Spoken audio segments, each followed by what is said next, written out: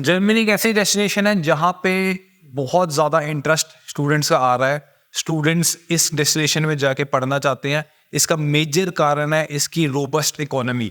Germany की economy one of the largest है world के अंदर। इसकी पर कैपिटा इनकम काफ़ी हाई है एंड यूरोप में इसका काफ़ी स्ट्रॉन्ग दबदबा है। एक हिसाब से यूरोप की जो बेस्ट कंट्री, जो सबसे स्ट्रॉन्गेस्ट कंट्री है, वो जर्मनी ही है।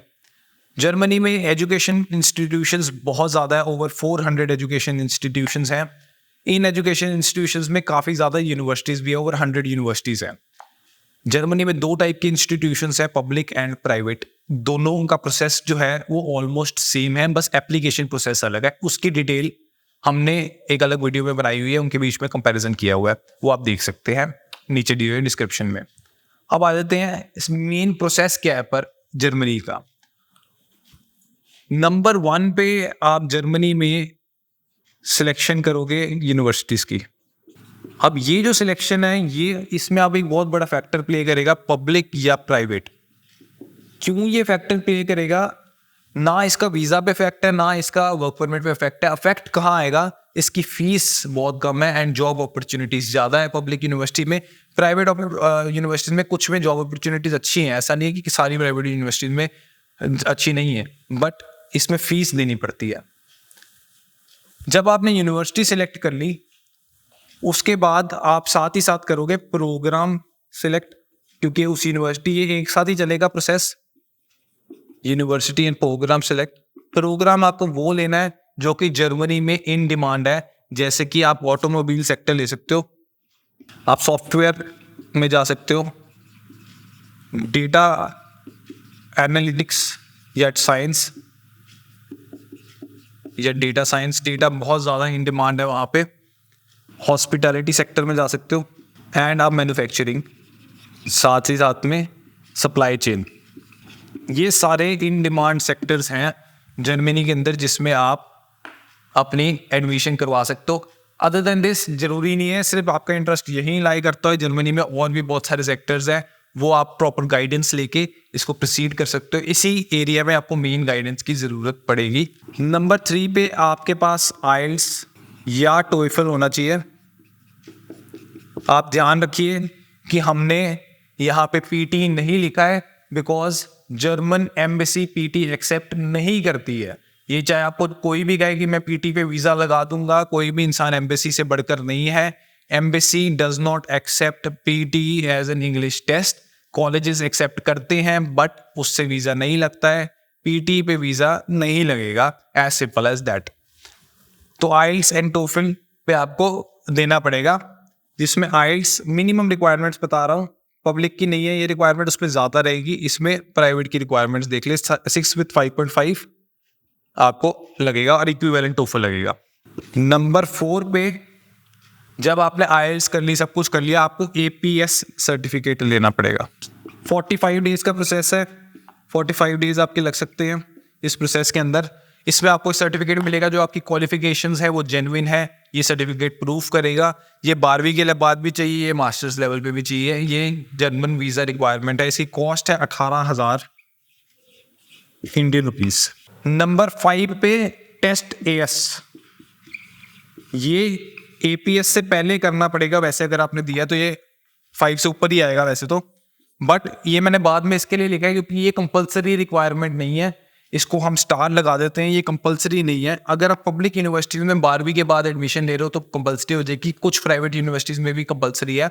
या आपके नंबर कम है या आपने आइल्स पीटी आइल्स टोफल वगैरह कुछ नहीं दिया तो आपके टेस्ट AS आप दे सकते हो उसके ऑल्टरनेट में, वरना टेस्ट AS का वेवर मिल जाता है। टेस्ट AS का वेवर मिलने के बाद आपको ये इसकी रिक्वायरमेंट नहीं लगेगी, आप उसके बिना भी अप्लाई कर सकते हो 12वीं के बाद। मास्टर्स लेवल पे ये नहीं होता है। अगर हम मास्टर्स की बात करें तो टेस्ट AS नहीं देना होता। टेस्ट AS भी दे दिया, APS सर्टिफिकेट भी ले लिया या वेवर ले लिया AS का, आप नेक्स्ट प्रोसेस पे आ जाओगे। आप अपनी फ़ी पेमेंट करोगे और आप अपनी ब्लॉक्ड अकाउंट खोलोगे। आपने फ़ी पेमेंट भी कर दी, आपने ब्लॉक्ड अकाउंट भी खोल दिया। इसके बाद आपको अपने डॉक्यूमेंट्स इकट्ठे करने हैं वीज़ा के। अगर आप चाहते हो कि वीज़ा के डॉक्यूमेंट्स आपको कौन से हैं ये बता दिए जाए तो हम इसको मेंशन कर देंगे डिस्क्रिप्शन में, या आप कमेंट्स लीव कर सकते हो हम कमेंट्स में आपको बता देंगे। अगर आपको डॉक्यूमेंट कंफर्म करने हैं आपको वो डॉक्यूमेंट्स भी आ जाएंगे। तो नेक्स्ट आया था आपका स्टेप डॉक्यूमेंट कलेक्शन। सो आपको डॉक्यूमेंट कलेक्ट करने हैं एंड साथ ही साथ आपको अपॉइंटमेंट लेनी पड़ती है। जर्मनी का वीज़ा लगाने के लिए आपको फिजिकल एप्लीकेशन सबमिट करनी है। इसके लिए आपको एक अपॉइंटमेंट लेनी पड़ेगी VFS ग्लोबल में। उसके लिए आपके डॉक्यूमेंट्स में इंश्योरेंस आ जाएगी और ऐसे कई सारे आपके डॉक्यूमेंट्स आ जाएंगे जो कि आपको चाहिए होगी पहले से, ताकि आप वीज़ा में उनको लेके जा सको। अपॉइंटमेंट बुकिंग करने के बाद आप अपने वीज़ा के एप्लीकेशन भरोगे और वीज़ा लोगे एंड जर्मनी जा सकते हो। तो ये आपका स्टेप बाय स्टेप प्रोसीजर है, इसमें ज़्यादा कोई कंफ्यूजन नहीं है। This is similar to a popular destination जो कि कनाडा है, क्योंकि दोनों में ब्लॉक्ड अकाउंट यूज़ हो रहा है। इसमें जो डिफरेंस है वो APS सर्टिफिकेट का है। आप उसको लेके चल सकते हो कि अगर कनाडा में आपने कोई बड़े इंस्टीट्यूशन में कभी किसी का सुना है तो वहाँ पे वेस्ट प्रोसेस है काफ़ी बड़े बड़े इंस्टीट्यूशंस में, तो it is similar to that. एक हिसाब से ऑथेंटिकेशन प्रोसेस ही है ताकि कोई फेक डॉक्यूमेंट सबमिट ना कर दे। इसके अलावा इस प्रोसेस में कुछ भी डिफिकल्टी नहीं है। डेस्टिनेशन में काफ़ी ज़्यादा इम्प्रूवमेंट है जर्मनी की, काफ़ी ज़्यादा ईजी कर रहे हैं वो वीज़ाज़ एंड साथ ही साथ सेटलमेंट अपॉर्चुनिटीज़ काफ़ी अच्छी दे रहे हैं। तो PR काफ़ी अच्छी दे रहा है इस समय जर्मनी। इसमें इम्पॉर्टेंट ये है कि आप अगर प्राइवेट में जा रहे हो, पब्लिक में जा रहे हो, जिसमें भी जा रहे हो, आप प्रिपेयर होके जाइए। ये ट्रेडिशनल डेस्टिनेशंस की तरह नहीं है। यहाँ जर्मन स्पीकिंग पॉपुलेशन आपको भी मिलेगी। सिर्फ इंग्लिश नहीं बोलते होंगे लोग, जर्मनी में जर्मन बोलने वाले लोग ऑब्वियसली होंगे। एंड जब आप कंपनी में जॉब लेने जाओगे तो उनके लिए बहुत बड़ा मैटर होगा कि आप जर्मन बोलते हो। तो इसके लिए साइड बाय साइड जरूर तैयारी करो जर्मन की, ताकि आप उधर जाके सक्सेसफुल हो पाओ। इंग्लिश भी अच्छी होनी चाहिए, जर्मन भी अच्छी होनी चाहिए। लैंग्वेज प्रोफिशिएंसी को लाइटली मत लीजिए, लैंग्वेज प्रोफिशिएंसी अच्छी रखिए ताकि आप वहाँ सर्वाइव कर सको, वरना आपको डिफिकल्टीज आएगी इस डेस्टिनेशन में। ये इंग्लिश स्पीकिंग डेस्टिनेशन नहीं है primarily, it is German speaking destination with English as a second language. So आप ये चीज़ ध्यान में रखते हुए इसका प्रोसेस कीजिए। सेकेंडली, अगर आपको हेल्प चाहिए पब्लिक यूनिवर्सिटी सिलेक्ट करने में, प्राइवेट यूनिवर्सिटी सिलेक्ट करने में, तो आप हमारे को कॉन्टैक्ट कर सकते हो। We can help you shortlist the universities. But ध्यान में रखिए पब्लिक यूनिवर्सिटी के लिए you have to have an excellent profile. आपके अच्छे नंबर होने चाहिए, अच्छी IELTS या TOEFL होनी चाहिए, उसके बाद ही हम आपकी हेल्प कर पाएंगे पब्लिक यूनिवर्सिटी के लिए। प्राइवेट में भी आपकी अच्छी प्रोफाइल होनी चाहिए, बट आपको बिल्कुल बेस्ट प्रोफाइल चाहिए होगी फॉर पब्लिक यूनिवर्सिटी, ताकि आप बाकी बच्चों से आगे बढ़ सको। So that would be all and I hope this was helpful. अगर आपके कोई भी क्वेरीज है, you can always leave in the comments, you can always call us up and or you can fill the form that is in the description and we will solve your queries for you. So thank you and I hope this was helpful.